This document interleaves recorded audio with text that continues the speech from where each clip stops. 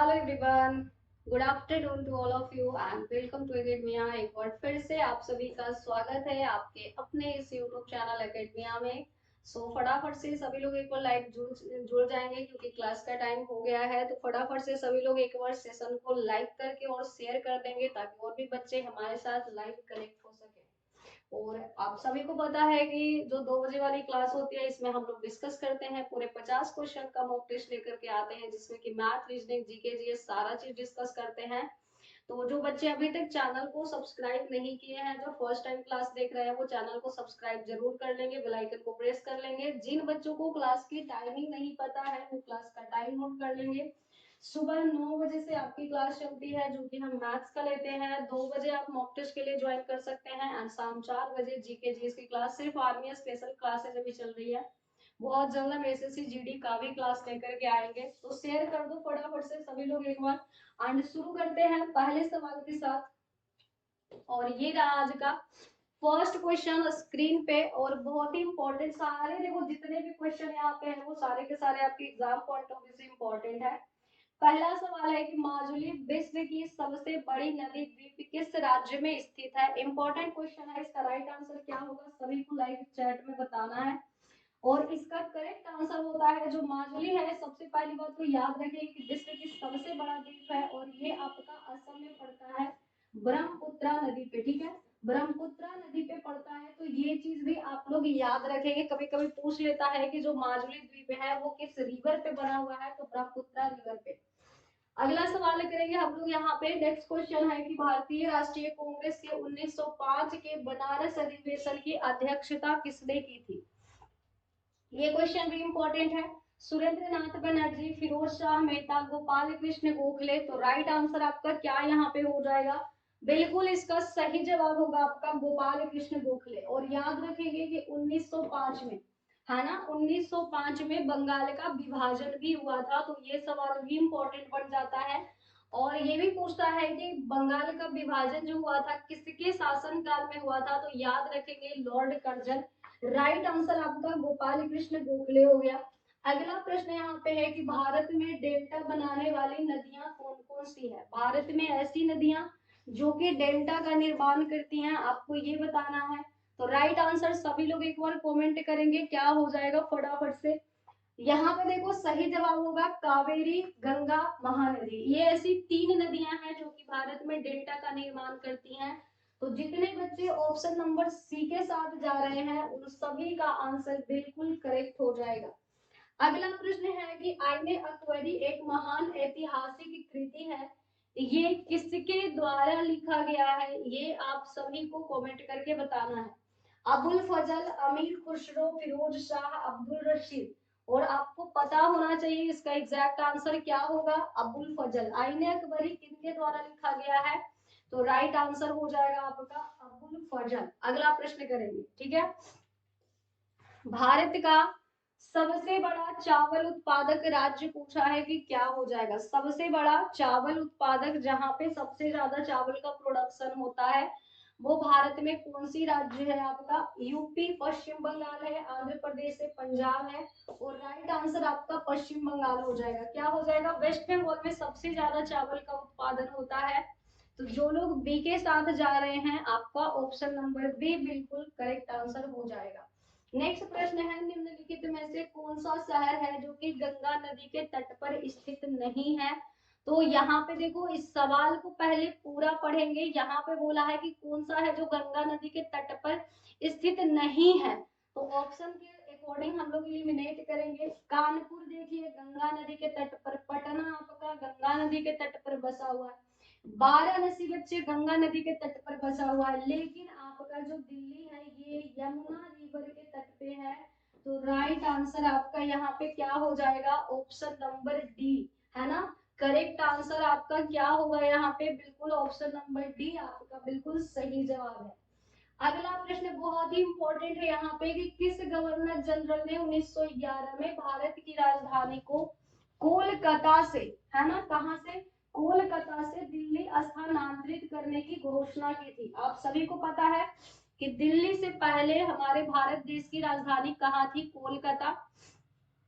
और ये आपका 1911 में स्थानांतरित करने का प्रस्ताव किसने दिया? तो लॉर्ड हार्डिंग आपको याद रखना है। ऑप्शन नंबर सी बिल्कुल करेक्ट आंसर हो जाएगा। तो जितने बच्चे ऑप्शन नंबर सी को मार्क कर रहे हैं सभी का आंसर सही होगा। और इसी के साथ हम लोग चलेंगे अगले प्रश्न पे। नेक्स्ट क्वेश्चन है मार्ले मिंटो सुधार बिल किस वर्ष में पारित किया गया था? 1911 है, 1919 है, 20 है, यह आपका 1909 में है। तो जो मांटे देखो मार्ले मिंटो सुधार बिल है वो आपका 1909 में आया था। 1920 में याद रखेंगे असहयोग आंदोलन हुआ था। क्या हुआ था? असहयोग आंदोलन। 1905 में बच्चे बंगाल का विभाजन हुआ था। वेरी वेरी इंपॉर्टेंट है ये, ठीक है। बंगाल विभाजन हुआ था 1905 में लॉर्ड कर्जन के शासन काल में। तो ये चीजें भी आप लोग बिल्कुल याद रखेंगे। चलिए अगले सवाल का आंसर करेंगे। क्या हो जाएगा? निम्नलिखित में से कौन है जो व्यक्ति ने स्वतंत्र भारत के प्रथम गृह मंत्री के रूप में काम किया? सबसे पहले व्यक्ति पूछा है यहाँ पे कि जिन्होंने गृह मंत्री के रूप में काम किया। हाँ ना, होम मिनिस्टर। तो राइट आंसर होगा आपका सी राजगोपालचारी। कौन थे? सॉरी, सरदार वल्लभ भाई पटेल। क्या थे? सरदार वल्लभ भाई पटेल। ऑप्शन नंबर डी आपका यहाँ पे करेक्ट आंसर आ जाएगा। अगले सवाल की तरफ मूव करेंगे। नेक्स्ट क्वेश्चन यहाँ पे है कि भारत के नियंत्रक एवं महालेखा परीक्षक की नियुक्ति कौन करता है? सारे क्वेश्चन इंपॉर्टेंट है, सारे सवाल आपके लिए बहुत ही इंपॉर्टेंट है। तो क्लास को सभी बच्चे लाइक और शेयर जरूर कर दे। जो सब्सक्राइब नहीं किए हैं चैनल को सब्सक्राइब भी कर देंगे। तबियत बिल्कुल खराब है यहाँ पे, आप देख आवाज से पता चल रहा होगा सर्दी हो गई है, सर दर्द कर रहा है, लेकिन फिर भी देखोगी मैं क्लास ले रही हूँ क्योंकि आप लोगों को एग्जाम है। तो क्लास को लाइक करना बनता है, सभी बच्चे लाइक कर लेंगे। नेक्स्ट क्वेश्चन है भारत के नियंत्रक एवं महालेखक परीक्षक की नियुक्ति कौन करता है? राष्ट्रपति के द्वारा किया जाता है। किनके द्वारा किया जाता है? राष्ट्रपति के द्वारा किया जाता है। चलिए अगला सवाल करेंगे। निम्नलिखित में से किस नेता का जन्म दिवस भारत में शिक्षक दिवस के रूप में मनाया जाता है? सबसे पहले आपको ये पता होना चाहिए कि शिक्षक दिवस मनाते कब है? 5 सितंबर को। कब मनाते हैं? 5 सितंबर को। और यहाँ पे बच्चे 5 अक्टूबर को मनाते हैं विश्व शिक्षक दिवस, ठीक है। 5 अक्टूबर को मनाते हैं world teacher day.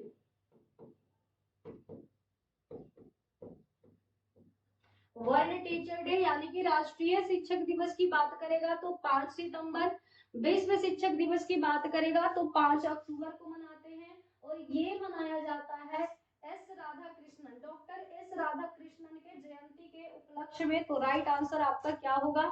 Option number C हो जाएगा, ठीक है। अगला प्रश्न हम लोग करेंगे यहाँ पे। नेक्स्ट क्वेश्चन है कि महाराष्ट्र में गणपति उत्सव आरंभ करने का जो श्रेय है वो किसे प्राप्त है? महाराष्ट्र में गणपति उत्सव मनाने का श्रेय आपसे पूछा जा रहा है, किसे दिया जाता है? तो करेक्ट आंसर होगा बाल गंगाधर तिलक। क्या होगा? बाल गंगाधर तिलक आपका बिल्कुल सही जवाब हो जाएगा।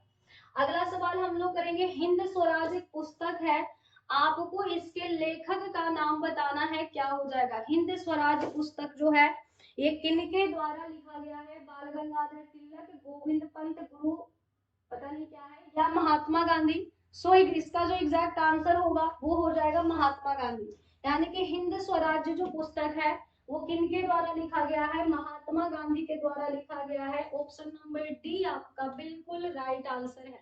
इसी के साथ हम लोग नेक्स्ट क्वेश्चन करेंगे। यहाँ पे क्लास को लाइक कर दो सभी बच्चे एक बार कि रामकृष्ण मिशन की स्थापना किसके द्वारा किया गया था? रामकृष्ण मिशन, सारे सवाल इंपॉर्टेंट है। तो रामकृष्ण मिशन की स्थापना किया गया है आपका स्वामी विवेकानंद के द्वारा 1897 ईस्वी में। कब किया गया था? 1897 ईस्वी में, याद रखेंगे। और बच्चे राजा राम मोहन राय के द्वारा ब्रह्म समाज की स्थापना की गई थी 1828 में। तो ये भी याद रखेंगे। और इन्हीं के द्वारा आत्मीय सभा का भी स्थापना किया गया है। और आत्मीय सभा की स्थापना हुआ है 1915 ईस्वी में। कब हुआ है? 1915 ईस्वी में। दयानंद सरस्वती के द्वारा आर्य समाज की स्थापना की गई थी, ठीक है। आर्य समाज की स्थापना की गई थी 1875 में। तो ये जितने भी हमने चार लिखवाए आपको चारों इंपॉर्टेंट है, याद रखेंगे। ब्रह्म समाज और आत्मीय सभा की स्थापना जो किया गया था वो राजा राम मोहन राय के द्वारा, बट यहाँ पे ईयर देख लो, ब्रह्म समाज 1828 में, आत्मीय सभा 1915 में, और आर्य समाज की स्थापना 1875 में हुई थी, लेकिन दयानंद सरस्वती के द्वारा और स्वामी विवेकानंद जी के द्वारा रामकृष्ण मिशन की स्थापना 1897 में किया गया था। चलिए बहुत बढ़िया, अगला प्रश्न करेंगे हम लोग। नेक्स्ट क्वेश्चन है कि मोहिनी अट्टम नृत्य जो है कहाँ का लोक नृत्य है, आप सभी को ये बतानी है। ऑप्शन है उड़ीसा, कर्नाटक, तमिलनाडु या केरल। और मोहिनी अट्टम कहाँ का है मेरे भाई, केरल आपका यहाँ पे करेक्ट आंसर आ जाएगा। कहाँ का है, केरल का है। अगला सवाल करेंगे, परम ताप का जो मान होता है वो आप सभी को बतानी है, क्या हो जाएगा। ये क्वेश्चन बहुत इंपॉर्टेंट है। परम ताप का जो मान होता है बच्चे वो कितना होता है, -273 डिग्री सेल्सियस। कितना होता है, -273 डिग्री परम ताप का मान पूछेगा तो याद रख लेना है आप सभी को। अगले सवाल की तरफ हम लोग मूव करेंगे। नेक्स्ट क्वेश्चन है कि परमाणु बम का जो आविष्कार है वो किसके द्वारा किया गया था। ठीक है, परमाणु बम का आविष्कार ओटो हन आपका करेक्ट आंसर हो जाएगा। परमाणु बम का आविष्कार कौन हो जाएंगे, ओटो हन। ऑप्शन नंबर सी आपका बिल्कुल सही जवाब है। चलिए अगला क्वेश्चन करेंगे कि दूध का जो पीएच मान होता है वो कितना होता है। दूध का पीएच वैल्यू कितना होता है, 7.4, 6.6 या 6.4। और इसका करेक्ट आंसर आएगा आपका 6.4। कितना होता है, दूध का जो पीएच वैल्यू होता है वो होता है 6.4। ऑप्शन नंबर सी आपका बिल्कुल सही आंसर हो जाएगा। इसी के साथ हम लोग करेंगे अगले सवाल को। और अगला क्वेश्चन है कि ताप का एसआई मात्रक क्या है। ताप का पूछा है, टेम्परेचर का जो एसआई यूनिट होता है वो क्या होता है, केल्विन, सेल्सियस, सेंटीग्रेड या फ़ारेनहाइट। और बच्चे जो ताप का एसआई यूनिट होता है वो आपका केल्विन होता है। करेक्ट आंसर आपका यहाँ पे क्या हो जाएगा। जितने बच्चे ऑप्शन नंबर ए को टिक कर रहे हैं उन सभी का जवाब बिल्कुल सही है। अगला सवाल करेंगे, इनमें से विद्युत का सबसे अच्छा पूछा है यहाँ पे कि चालक क्या है। इनमें से विद्युत का सबसे अच्छा चालक पूछा, लोहा, सिलिकॉन, कॉपर या इनमें से कोई भी नहीं। और इस प्रश्न का जो सही आंसर होगा वो होगा आपका कॉपर। क्या हो जाएगा, कॉपर। चलो इसी के साथ नेक्स्ट क्वेश्चन करेंगे। उसके पहले सभी लोग एक बार सेशन पसंद आ रहा है, क्वेश्चन का लेवल बहुत अच्छा है, तो सभी लोग क्लास को लाइक और शेयर जरूर कर दें। चैनल पे जितने बच्चे नए हैं, सब्सक्राइब जिन्होंने नहीं किया है वो चैनल को सब्सक्राइब भी कर ले। ग्रामोफोन का आविष्कार किसने किया था, ये सवाल बहुत इंपॉर्टेंट है। क्या पूछा है, ग्रामोफोन का आविष्कारक कौन है। राइट आंसर आपका होगा थॉमस अल्वा एडिसन। क्या हो जाएगा, Thomas Alva Edison. Option number D आपका सही आंसर है। अगला प्रश्न, एक रानीखेत नामक बीमारी होती है, ये आपको बताना है कि ये किसके कारण से होता है। ये जो बीमारी है, ये जो डिजीज है, ये किसके कारण होता है। जीवाणु, कवक, प्रोटोजुआ या अच्छा दो ऑप्शन प्रोटोजुआ है, कोई बात नहीं। एक हम लोग यहाँ पे विषाणु होगा, एक यहाँ पे बच्चे क्या हो जाएगा, विषाणु होगा। और करेक्ट आंसर इसका जो है विषाणु होता है। किसके कारण होता है, वायरस के कारण होता है। सो ऑप्शन मिस्टेक है यहाँ पे। याद रखेंगे कि रानीखेत नामक जो बीमारी है वायरस के कारण होता है। सो राइट आंसर आपका यहाँ पे विषाणु हो जाएगा। अगला सवाल करेंगे, ट्रांसफार्मर किस सिद्धांत पर आधारित है। ट्रांसफार्मर जो है ये आपका किस सिद्धांत पर काम करता है, ये आप सभी को बतानी है। चुंबकीय प्रेरण के सिद्धांत पर। राइट आंसर आपका क्या हो जाएगा यहाँ पे, ऑप्शन नंबर बी। बी के साथ जितने लोग जा रहे हैं सभी का जवाब बिल्कुल सही है। इसी के साथ नेक्स्ट सवाल करेंगे सभी लोग। कैल्शियम हाइपोक्लोराइट पूछा है कि किसका एक रासायनिक नाम है।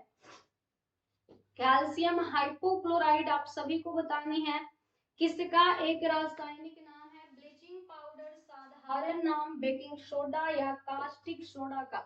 तो आंसर क्या हो जाएगा यहाँ पे, आपका आंसर होगा ब्लीचिंग पाउडर का। साधारण नमक का जो रासायनिक नाम होता है वो होता है सोडियम क्लोराइड। और बेकिंग सोडा आप सभी को पता है सोडियम बाइकार्बोनेट होता है। बेकिंग सोडा क्या होता है? सोडियम बाइकार्बोनेट होता है। तो ये चीजें भी आप सब याद रख लेंगे। अगला सवाल करेंगे यहाँ पे, यूरिया किसमें संश्लेषित होता है? वृक्क में, यकृत में, हृदय में या अमाशय में? इसका करेक्ट आंसर क्या होगा? सभी लोग कमेंट करेंगे फटाफट से। और राइट आंसर यहाँ पे क्या है मेरे भाई? यकृत हो जाएगा। यूरिया किसमें संश्लेषित होता है? यकृत होगा। नेक्स्ट क्वेश्चन है कि किस रंग का जो तरंग दैर्घ्य है वो आपका सबसे कम होता है? इंपॉर्टेंट सवाल है, फटाफट से आंसर करेंगे। कौन सा रंग है जिसका जो तरंग दैर्घ्य है वो सबसे कम होता है? बैंगनी रंग का। जो बच्चे सी को मार्क कर रहे हैं बिल्कुल राइट आंसर होगा। और अगर पूछेगा कि सबसे ज्यादा किसका तरंग दैर्घ्य होता है तो वो रेड का होता है। किसका होता है? लाल रंग का सबसे ज्यादा होता है और बैंगनी रंग का सबसे कम होता है। तो ये चीजें सभी लोग याद रखेंगे। इसी के साथ नेक्स्ट क्वेश्चन करेंगे कि इमली में कौन सा अम्ल पाया जाता है? क्या है प्रश्न आपका? इमली में मेरे भाई कौन सा अम्ल होता है? लैक्टिक अम्ल दूध में पाया जाता है। इंपॉर्टेंट सवाल। क्या है? लैक्टिक एसिड आपका मिल्क में होता है। एसिटिक एसिड आपका विनेगर हो गया। टार्ट्रिक अम्ल पूछा है या सिट्रिक अम्ल पूछा है तो जो राइट आंसर होगा इमली में जो पाया जाता है वो आपका टार्ट्रिक एसिड होता है। ऑप्शन नंबर सी के साथ जितने लोग जा रहे हैं उन सभी का आंसर क्या हो जाएगा? बिल्कुल करेक्ट होगा। अगला प्रश्न है यहाँ पे, तड़ित चालक का जो आविष्कारक है वो कौन है? ठीक है, नेक्स्ट सवाल करेंगे, तड़ित चालक का आविष्कार किसने किया? तो इसका राइट आंसर आपका क्या हो जाएगा? बिल्कुल ऑप्शन नंबर ए। क्या है? बेंजामिन फ्रैंकलिन के द्वारा तड़ित चालक का आविष्कार किया गया था। सो राइट आंसर आपका ऑप्शन नंबर ए हो जाएगा। इसी के साथ अगला सवाल करेंगे हम लोग, फटाफट से इसका आंसर करो क्या होगा? दूध से मक्खन निकालने की मशीन किस सिद्धांत पर काम करती है?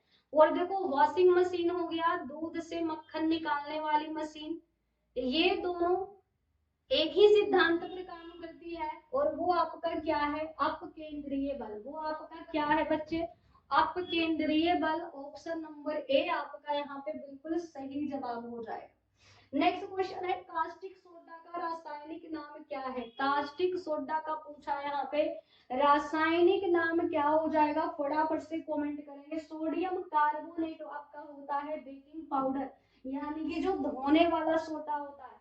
जिंक फॉस्फाइड है, जिंक क्लोराइड है। और यहाँ पे कास्टिक सोडा का जो होता है रासायनिक नाम वो आपका हो जाएगा यहाँ पे सोडियम हाइड्रोक्साइड। क्या होगा? Sodium hydroxide. Option number D आपका करेक्ट आंसर है। इसी के साथ पेन पेपर के साथ बैठेंगे, जितने लोग सेशन को देख रहे हैं लाइक कर दे एक बार। मैथ आ चुका है तो यहाँ पे हम लोग क्या करेंगे? सोल्व करेंगे एंड देन आंसर करेंगे। तो पहला सवाल आप लोगों के सामने है, इसका जवाब दीजिएगा कि करेक्ट आंसर इसका क्या हो जाएगा। ठीक है,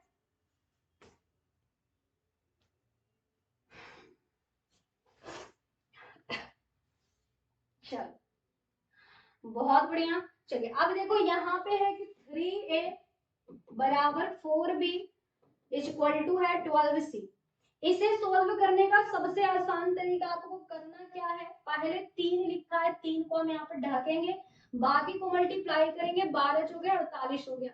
अब बीच वाले को हम ढक करके 12 36 यहाँ पे मल्टीप्लाई करेंगे। अब लास्ट वाले को स्किप करेंगे और 4 12 इसको मल्टीप्लाई करेंगे। अब रेशियो कहता है कि जब तक ये संख्याएं कट रहा है काटो। 4 से कटा 12 बार में, 4 से कटा 9 बार में और 4 से कटेगा 3 बार में। तो राइट आंसर क्या आएगा देख लो यहाँ पे। हाँ, यहाँ पे टाइपिंग मिस्टेक है ना, देखो यहाँ पे क्या हो जाएगा। यहाँ पे आ गया 12 चौके 48, फिर 12 तिया 36, 4 तिया 12। तो अच्छा रुको एक मिनट, कुछ तो गड़बड़ है। 6 से काटो, 6 से कटा 8 बार में, 6 से कटेगा यहाँ पे 6 बार में, 6 से कटा 2 बार में, 2 से अभी भी कटेगा 4 बार में, 3 बार में, 1 बार में। तो 4 3 1 आपका करेक्ट आंसर आएगा। कितना आएगा? 4:3:1 यहाँ पे बिल्कुल ऑप्शन नंबर ए के साथ जितने लोग जा रहे हैं आंसर बिल्कुल सही है। नेक्स्ट सवाल करेंगे फटाफट से, क्या हो जाएगा? दो संख्याओं का अनुपात दे रखा है 2 5, यदि उनका अंतर 36 है तो सबसे छोटी संख्या का वैल्यू आपसे पूछा है कितना हो जाएगा। ठीक है, चलो दो संख्याएं हैं, 2 5 की रेशियो में है, दोनों के बीच का देखो अंतर पूछ रहा है, यहाँ पे क्या है, दोनों के बीच का जो अंतर पूछ रहा है यहाँ पे 3 दे रखा है, और यहाँ पे सवाल में बोला कि 36 है, 3 यूनिट का मान क्वेश्चन में 36 के बराबर, तो 1 यूनिट बराबर 12। आपसे पूछा कि सबसे जो छोटी वाली संख्या होगी वो कितनी हो जाएगी, तो सबसे छोटी संख्या तो 2 है, अगर 1 यूनिट बराबर 2 तो 12 यूनिट बराबर 12 गुनी 2 यानी 24 हो जाएगा। कितना आएगा 24, आपका करेक्ट आंसर आ जाएगा इस प्रश्न का। अगला सवाल करेंगे। नेक्स्ट क्वेश्चन बहुत ही अच्छा है, आयत की लंबाई और चौड़ाई दे रखा है, क्षेत्रफल पूछा है आपसे, और सबसे इजी क्वेश्चन है क्योंकि आयत का क्षेत्रफल लंबाई गुने में चौड़ाई होता है, लेंथ दिया है 10 और ब्रेथ दिया है यहाँ पे 8, तो 10 गुने 8 करोगे 80 वर्ग सेंटीमीटर आपका राइट आंसर आएगा। कितना आएगा 80 वर्ग सेंटीमीटर, आपका ऑप्शन नंबर ए यहाँ पे करेक्ट आंसर आ जाएगा। अगला सवाल करेंगे सभी लोग यहाँ पे, एक आयताकार खेत की लंबाई और चौड़ाई दे रखा है, खेत का परिमाप भी आपको दे रखा है, और आपसे पूछा है कि इसकी जो लेंथ होगी वो कितनी हो जाएगी। चलिए फटाफट से सभी लोग सॉल्व करके आंसर करेंगे कितना होगा।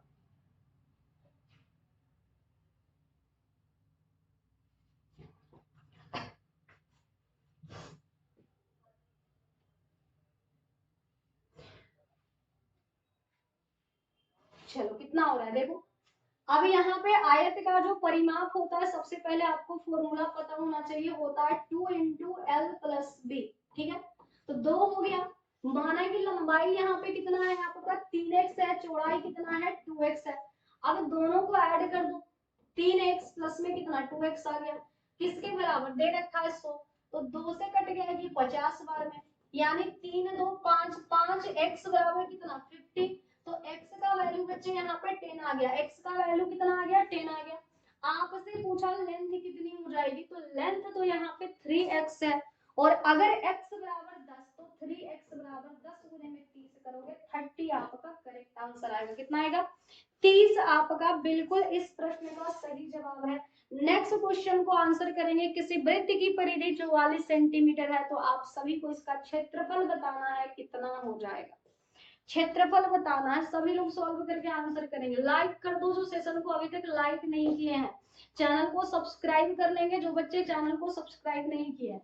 अब देखो वृत्त का परिधि होता है 2 पाई आर, 2 हो गया, पाई का वैल्यू कितना होता है बच्चे 22/7 होता है, इंटू में आर बराबर कितना 44 सेंटीमीटर, तो 22 दूनी 44 कट गया, तो रेडियस आपका निकल गया 7 सेंटीमीटर, है ना। अगर त्रिज्या पूछता तो आंसर कर देते 7, बट आपसे पूछा यहाँ पे क्षेत्रफल कितना होगा, और जो वृत्त का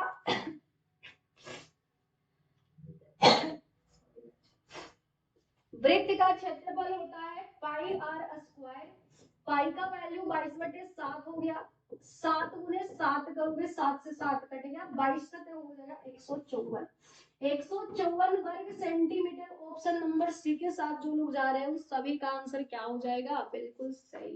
ठीक है, चलिए अगला प्रश्न करेंगे। चलो नेक्स्ट सवाल करो, एक किसी काम का 3/4 भाग 12 दिन में पूरा कर सकता है, वह उस काम को कितने दिन में पूरा करेगा। ठीक है, यानी कि अगर वो 3/4 भाग को 12 दिन में कर रहा है तो वो कंप्लीट काम को कितने दिन में कर लेगा, कंप्लीट काम को कितने दिन में करेगा। देखो 3/4 भाग अगर ये 12 दिन में कर रहा है तो कंप्लीट भाग करेगा, 3 से कटेगा 4 बार में, 4 चौके 16, यानी कि पूरा काम वो कितने दिन में कंप्लीट कर लेगा 16 दिन में कर लेगा। तो इजी क्वेश्चन था, और जितने बच्चे का 16 आंसर आ रहा है उन सभी का जवाब बिल्कुल करेक्ट है। अगले प्रश्न को करेंगे फटाफट से सभी लोग यहाँ पे सॉल्व, इसका राइट आंसर क्या होगा, चलिए जी फटाफट से बताओ।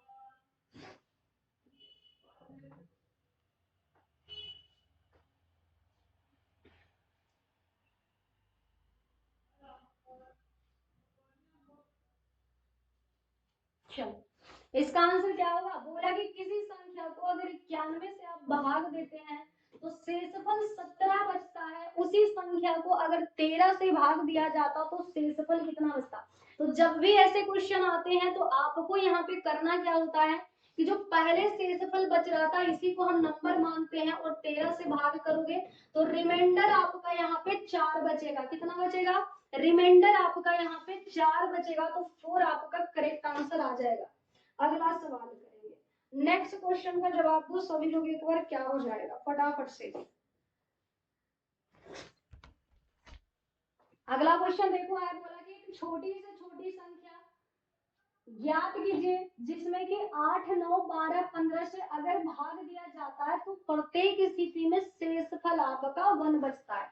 और जब भी आपसे छोटी से छोटी मिनिमम नंबर्स पूछा जाए तो आप क्या करते हैं? एलसीएम लेते हैं। तो सबसे पहले 8, 9, 12 और 15 का एलसीएम निकालेंगे। 2 से भाग करोगे 4 बार में कटा, 2 से 9 बार में, 2 से यहाँ पे 6 बार में, और 2 से 15 बार में। ठीक है, 15 तो भाग लगेगा ही। 2 से फिर से भाग करोगे तो 2 दूनी 4 हो गया, 9 हो गया, 2 3 6, यहाँ पे 15 आ गया। अब 2 से भाग नहीं लगेगा तो आप क्या करोगे? 3 से भाग लगाओगे, तो 2 आ गया, 3 3 9, 3 दूनी 6, 3 बचे 15। अभी 3 कम 3 होगा। अब देखो, अब भाग नहीं लगेगा तो सभी को क्या करोगे आप? यहाँ पे मल्टीप्लाई कर लोगे। मल्टीप्लाई करो, 2 दूनी 4, 4 3 12, 12 दूनी 24, 24 बचे कितना? 120, और 120 को 3 से मल्टीप्लाई करेंगे तो 360, यानी कि एलसीएम कितना निकल करके आ गया आपके सामने? 360। और पूछा कि अगर आप उस छोटी संख्या में भाग देते हैं तो प्रत्येक स्थिति में 1 शेषफल बचता है। तो जब ऐसे सवाल आते हैं तो हम एलसीएम और रिमाइंडर दोनों को जोड़ देते हैं।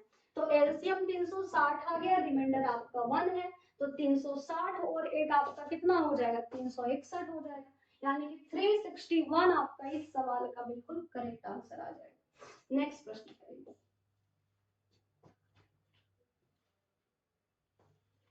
चलो अगला सवाल करेंगे। ए का वेतन बी के वेतन से 30% अधिक है। आपको बतानी है कि ए का वेतन बी के वेतन से कितना प्रतिशत कम है। ठीक है, यहाँ पे 2 की बात हो रही है, ए एंड बी की। बोला कि ए का जो वेतन है बी के वेतन से 30% अधिक है। अब देखो, बी अगर 100 रुपए कमा रहा होगा तो ए कितना होगा? 130। 30% ज्यादा का मतलब कितना? कि 100 तो वो अपने आप में है, 30% वो ज्यादा कमा रहा है। आपसे पूछा कि बी जो ए है, ए का वेतन बी के वेतन से कितना प्रतिशत कम है। नहीं, तो यहाँ पे देखो पूछना चाहिए था कि बी का वेतन ए के वेतन से कितना प्रतिशत कम है। थोड़ा सा गड़बड़ हो गया ना, यहाँ पे देखो थोड़ा सा गड़बड़ हो गया, क्योंकि ए का वेतन तो ज्यादा है ना, तो कम तो कभी हो ही नहीं सकता। तो पूछना चाहिए था कि बी का वेतन ए के वेतन से कितना कम होगा। तो कितना कम है देख लो, बी का वेतन ए के वेतन से कितना? 30 कम है। कंपैरिजन करना है तो कम है किससे? 130 से, इनटू में करेंगे 100, यानी कि 0 से 0 कट गया। 300 बट्टे में 13 आपका आंसर आना चाहिए था, जो कि ऑप्शन में नहीं है। तो राइट आंसर आपका ऑप्शन नंबर डी, यानी कि नन ऑफ द एबव आपका करेक्ट आंसर आ जाएगा इस प्रश्न।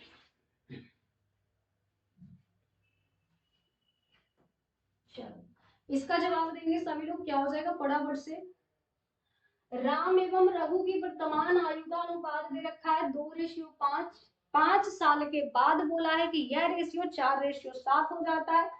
तो राम की वर्तमान एज कितनी होगी? रेशियो मेथड से हम लोग इसे सॉल्व करेंगे। कैसे करोगे? देखो, राम है एवं रघु है। ठीक है, राम एवं रघु है।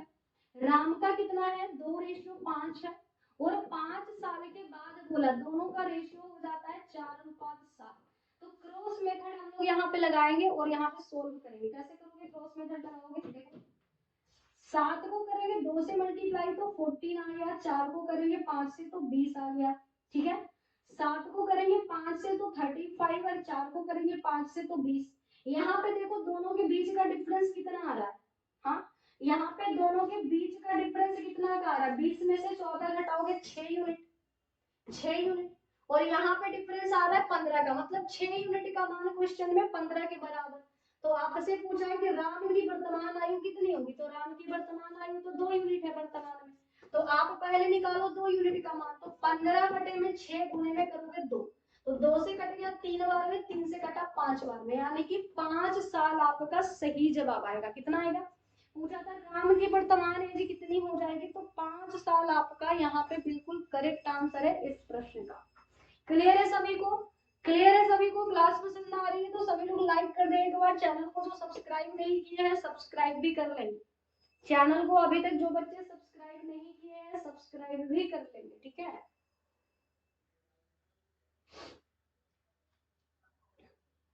चलो अगला प्रश्न करेंगे। नेक्स्ट क्वेश्चन देखिए क्या बोला कि टोनू है, मोनू है और सोनू है, ठीक है। बोला कि टोनू मोनू से 10% ज्यादा निवेश करता है तथा सोनू मोनू से 10% कम निवेश करता है। मतलब मेन यहाँ पे मोनू है। अगर मोनू 100 रुपए का इन्वेस्ट करता है तो 10% ज्यादा का मतलब टोनू 110 रुपए इन्वेस्ट करेगा। और बोला कि सोनू 10% कम इन्वेस्ट करता है मतलब ये 90 इन्वेस्ट करेगा। रेशियो निकालो, 0 0 कट गया तो रेशियो आ गया 11 10 एंड 9 के रेशियो में। मतलब तीनों का जो इन्वेस्टमेंट का रेशियो है देख लो 11 10 9 के अनुपात में लगाता है पैसे।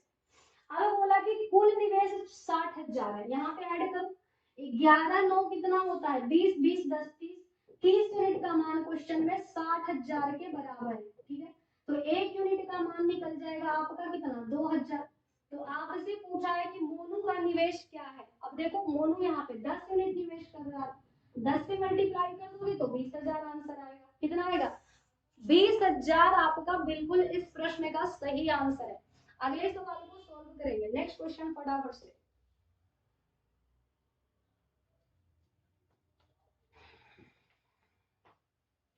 चलो सभी लोग क्लास को लाइक और शेयर कर दें और इस क्वेश्चन का आंसर करेंगे। बोला वर्तमान में विमल, ठीक है, और विनय की आयु का रेशियो दे रखा है 4:5।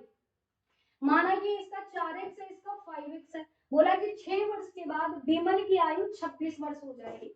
अब देखो वर्तमान में 4x है तो 6 साल बाद कितना हो जाएगा 4x प्लस में 6 कितना है 26 साल का। तो 4x इक्वल टू कितना होगा 6 जाके माइनस होगा यानी कि 20 यानी कि x का मान 5 निकल गया। आपसे पूछा कि विनय की आयु कितनी हो जाएगी, तो विनय का एज देखो 5x है, x बराबर 5 तो 5x बराबर 5 गुने 5 करोगे 25 साल आपका करेक्ट आंसर आ जाएगा। कितना आएगा 25 ईयर्स यहाँ पे आपके राइट आंसर। नेक्स्ट सवाल करेंगे। अगला क्वेश्चन आ चुका है आप लोगों के सामने, फटाफट से इसका आंसर करेंगे सभी लोग। क्या हो जाएगा चलिए देखो। बोला 60 लड़के किसी काम को 8 घंटे प्रतिदिन करके 15 दिन में पूरा कर सकते हैं। M1 यहाँ पे हम फॉर्मूला लगाएंगे M1 D1 H1 बराबर M2 D2 H2। 60 लड़के हैं, अगर 8 घंटे प्रतिदिन काम करते हैं तो काम 15 दिन में कंप्लीट हो जाता है। बोला कि 72 लड़कों को वह काम 20 दिनों में पूरा करने के लिए प्रतिदिन कितने घंटे काम करने पड़ेंगे। आपसे H2 पूछा है कितना हो जाएगा, देख लो यहाँ पे सॉल्व करके। 20 से कट गया यहाँ पे 3 बार में, 8 से कट गया 9 बार में, 3 से कटा 3 बार में, 3 से कटा 5 बार में, यानी कि 5 दिन आपका सही जवाब आ जाएगा। कितना आएगा सॉरी 5 घंटे आपका यहाँ पूछा था कितना घंटे प्रतिदिन काम करना पड़ेगा, तो 5 घंटे बिल्कुल इस प्रश्न का सही आंसर है। अगला सवाल करेंगे। नेक्स्ट क्वेश्चन का आंसर फटाफट से क्लास को लाइक और शेयर कर दे सभी बच्चे। एक बार चैनल को सब्सक्राइब कर लेंगे जो अभी तक चैनल को सब्सक्राइब नहीं किए हैं। 11 संख्याओं का औसत 7 है। बोला कि प्रत्येक संख्या दुगनी हो जाएगी तो नए संख्याओं का योगफल क्या होगा।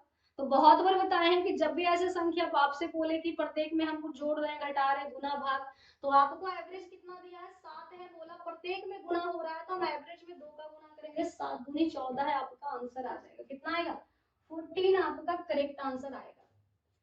चलिए ये क्वेश्चन मैथ का है कि तो इसका होमवर्क ले लो, इसका आंसर आप हमें कमेंट बॉक्स में कीजिएगा क्या हो जाएगा। इसके बाद हम लोग यहाँ पे रीजनिंग सॉल्व करेंगे। रीजनिंग का पहला सवाल आप लोगों के सामने 4 9 का रिलेशन 81 के साथ है, 100 का रिलेशन किसके साथ हो जाएगा। देखो ये 7 का स्क्वायर है, ये 9 का स्क्वायर है, ये आपका 10 का स्क्वायर है, तो आगे किसका हो जाएगा 7 के बाद 9 है तो 10 के बाद 12 का स्क्वायर, 12 का स्क्वायर 144 आता है, तो 144 आपका करेक्ट आंसर हो जाएगा। नेक्स्ट सवाल करेंगे 23 का रिलेशन 8 के साथ है तो 62 का रिलेशन किसके साथ हो जाएगा। अच्छा सवाल है ये भी। देखो 2 का पावर देखो पहले 2 लिखा है बाद में 3 है, बाद वाले को पावर के रूप में रख दिया 8 आ गया, तो पहले 6 है पावर के रूप में में बाद वाली संख्या को रखेंगे, 6 का स्क्वायर करोगे तो 36 आपका यहाँ पे सही जवाब आ जाएगा। कितना आएगा? 36 आ जाएगा। नेक्स्ट सवाल, चलिए अगला क्वेश्चन करेंगे। क्या हो जाएगा? यहाँ पे देखो क्या कर रहा है, पहले 3 को 2 से मल्टीप्लाई किया तो 6 आ गया, 6 को 3 से मल्टीप्लाई किया 18 आ गया, फिर 2 से किया। अब सीरीज देखो, पहले 2 से मल्टीप्लाई कर रहा है, फिर 3 से, फिर 2 से, तो आगे करोगे 3 से, 3 से मल्टीप्लाई करोगे 36 में, तो आंसर आपका 108 आ जाएगा। आंसर कितना आएगा? 108 आ जाएगा। ठीक है, चलिए अगला क्वेश्चन। अगला क्वेश्चन आपका कोडिंग डिकोडिंग का बहुत अच्छा सवाल है। ए और टी का देखो, ए का पोजीशन 1, टी का 20, तो 20 हो गया मल्टीप्लाई करके। बी का 2 होता है, ए का 1 होता है, टी का 20, 40 आ गया। सी का 3, ए का 1, टी का 20, तो कितना आ गया? 60 आ गया। कितना आ गया बच्चे? 60 आंसर आ जाएगा आपका। ये रहा आज का लास्ट क्वेश्चन। तो 2 क्वेश्चन हम आपको होमवर्क में देकर के जा रहे हैं, दोनों का आंसर आप हमें कमेंट बॉक्स में कीजिएगा। क्लास कैसी लगी हो ये भी बताएंगे, दोनों क्वेश्चन का आंसर। आपने पूरे 50 क्वेश्चन में कितना स्कोर किया है ये भी बताना है। जो बच्चे सब्सक्राइब नहीं किए हैं सब्सक्राइब कर लें, सेशन को लाइक कर दें। आप जितने भी ग्रुप में हैं, जितने भी आपके दोस्त हैं, सभी के पास क्लास को शेयर जरूर कीजिएगा। तो फिर से हम मिलेंगे आपसे नेक्स्ट क्लास में, तब तक के लिए सभी को जय हिंद जय भारत।